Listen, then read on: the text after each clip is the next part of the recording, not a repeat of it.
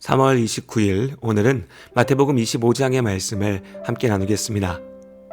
앞서 마태복음 24장에서 예수님께서는 마지막 날에 일어날 일들에 대하여 말씀하셨습니다. 마지막 날, 마지막 때는 좁게는 예수님께서 다시 오시는 날이며 넓게는 예수님께서 부활 승천하신 이후 우리에게 다시 오시기까지의 모든 시간들을 포함합니다. 마지막 날에 대한 말씀들을 바르게 이해하기 위해서는 이와 같은 마지막 날의 이중적인 의미를 이해할 필요가 있습니다. 예수님께서 마지막 날에 일어날 일들, 큰 환난에 대해 말씀하셨습니다. 이러한 재난은 1차적으로는 예수님의 말씀을 직접 들었던 제자들에게 일어날 일들에 대한 예언이었습니다. 특히 마태복음 24장 15절부터 이어지는 말씀들에서 묘사되어 있는 장면들은 로마군에 의한 예루살렘의 파괴를 앞서 보여주고 있습니다. 예수님의 말씀대로 AD 70년 유대인들의 반란을 진압하기 위하여 로마 군대가 예루살렘을 공격하였고 많은 사람들이 죽게 되었습니다. 그러나 예수님의 말씀을 기억하고 예루살렘을 떠나 피하였던 그리스도인들은 안전할 수 있었죠.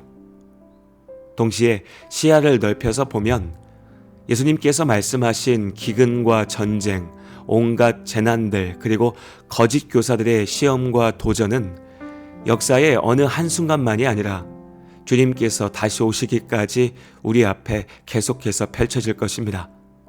또한 이 모든 일들이 주님께서 다시 오심을 보여주는 분명한 증거가 됩니다. 이렇게 마지막 날에 대한 말씀들을 나누다 보면 많은 사람들이 그 날과 때에 집중하게 됩니다. 언제 다시 오시냐는 것이죠. 하지만 예수님께서는 그 날과 그 때는 아무도 모르고 오직 아버지만 아신다라고 분명하게 말씀하셨습니다. 그럼에도 마지막 날에 일어날 일들에 대해서 말씀하신 것은 주님 다시 오실 날을 기다리며 살아가야 할 우리 삶의 태도와 자세에 대해 알려주시기 위함이었습니다. 예수님께서 3가지 비유를 통해 말씀하셨습니다. 첫 번째는 2 종의 비유입니다. 주인이 먼 길을 떠나게 되었습니다. 남겨진 한 종은 충성되고 지혜 있어서 주인 돌아올 때까지 모든 일들을 원만하게 열심을 다해서 처리하였습니다. 하지만 악한 다른 한 종은 주인이 올 날이 멀었으니 나와는 상관없다 생각하고 동료들을 때리고 술 친구들과 더불어서 먹고 마시며 헛되게 시간을 보냈죠. 마침내 주인이 돌아왔을 때 그 모든 소유를 선하고 충성된 종에게 맡길 것입니다. 악한 종은 벌을 받게 되겠죠. 이 짧은 비유의 말씀은 주님 다시 오실 날을 기다리는 우리 삶의 태도와 그 결과를 보여줍니다. 주님이 언제 오실지 우리는 알지 못합니다. 다만 신실하고 충성된 종은 맡기신 소명을 이루며 하나님의 자녀답게 살아갈 것입니다. 그리고 마침내 칭찬을 듣게 되겠죠. 그러나 믿음 없는 많은 사람들은 하나님이 어디 있느냐 비웃고 조롱하며 세상의 쾌락을 즐기고 죄에 빠져 살다가 주님 다시 오시는 그날 심판 가운데 던져질 것입니다. 마태복음 25장 1절부터 13절까지 말씀들에서 예수님의 2번째 비유를 듣게 됩니다. 이 비유에서는 결혼식의 모습을 그리고 있습니다. 우리 문화와는 다른 모습이기에 이해하기 어려운 부분들이 있지만 비유의 말씀에서 중요한 것은 이러저러한 세세한 내용들이 아니죠. 말씀의 본질을 이해하는 것이 필요합니다. 10명의 신부가 결혼식을 맞아서 신랑을 기다리고 있었습니다. 그날 밤에 신랑이 오기로 했죠. 그 10명의 신부들 중 5명의 슬기 있는 자들은 그릇에 기름을 담아 등과 함께 가져가서 신랑이 오기를 기다렸습니다. 하지만 미련한 자들은 자신들이 생각했던 때에 신랑이 오지 않자 졸며 잠이 들었죠. 마침내 밤중에 신랑이 왔을 때 준비하고 있었던 여인들은 기쁨의 혼인잔치에 들어갔으나 잠자고 있던 자들은 그 자리에 들어가지 못했습니다. 역시 비유의 본질은 분명합니다. 그런즉 깨어 있으라 너희는 그날과 그 때를 알지 못하느니라. 마태복음 25장 13절의 말씀입니다. 다시 한번 예수님께서 우리가 그 날과 그 때를 알지 못할 것이라 분명하게 말씀하십니다.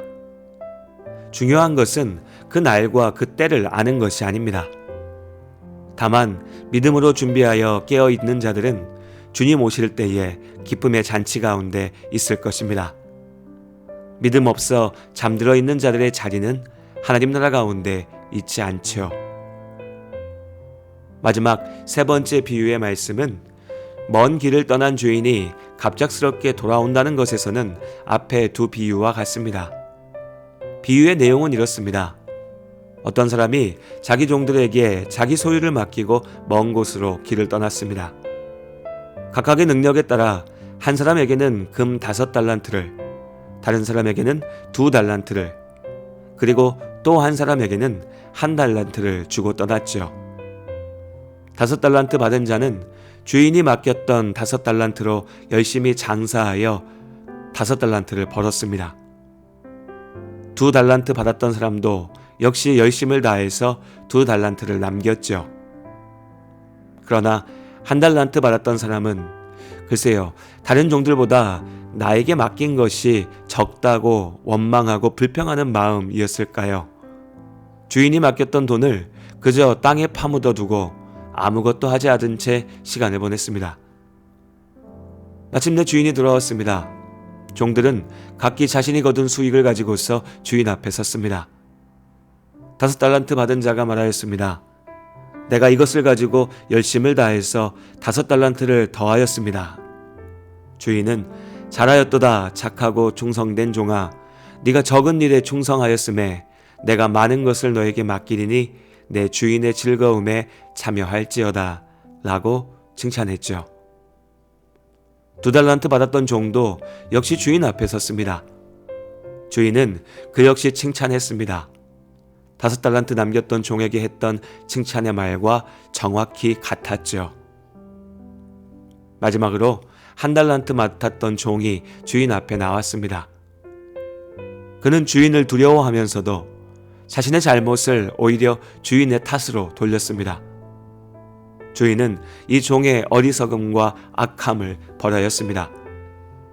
1달란트마저 빼앗아 10달란트 가진 사람에게 주고 악한 종을 내쫓았지요. 이 세 가지 비유의 말씀들은 동일한 사실을 말하고 있습니다. 주님 다시 오실 그날과 그때를 우리는 알지 못합니다. 누구라도 알 수 없죠. 하나님께서 알리지 않겠다 하셨으니까요. 다만 우리는 신실하고 충성된 종으로 지혜롭게 깨어있는 신부로 주님 다시 오실 그날까지 우리에게 맡기신 소명을 이루며 열심을 다해 살아내야 합니다. 한 가지 기억해야 할 것은 5달란트를 가지고 5달란트를 남긴 종이나 2달란트로 2달란트를 만들어낸 종이나 주인이 동일하게 칭찬하였다는 것입니다. 때로 우리는 나에게 주어진 것들을 가지고서 교만하거나 불평하고 내가 이룬 것들을 내세우며 자랑하거나 절망합니다. 그러나 하나님께서는 우리의 중심을 보십니다. 각자에게 주신 상황과 환경, 은사에 대해 우리는 다 판단할 수 없습니다. 하나님께서 당신의 온전하신 뜻대로 우리에게 주시고 맡기셨습니다. 30배, 60배, 100배, 열매의 크기가 중요한 것이 아닙니다. 다만 모든 상황 속에서 믿음으로 삶의 열매를 맺어야 합니다. 삶의 모든 어려움과 도전 속에서 흔들리지 않고 맡기신 대로 열매 맺어 주님 다시 오시는 그날 칭찬받는 우리 모두가 될 수 있기를 바랍니다.